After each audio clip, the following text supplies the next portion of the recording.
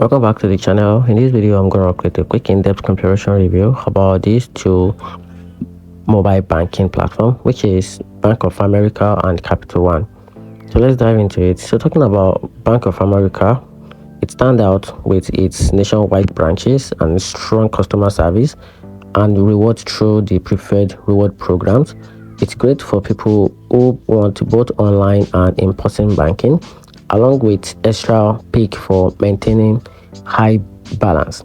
However, it does comes with a monthly fee that can be a hassle if you don't meet the requirement.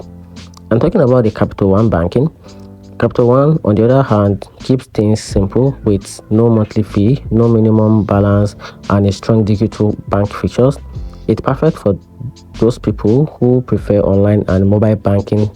Plus, it offers access to wide ATMs network.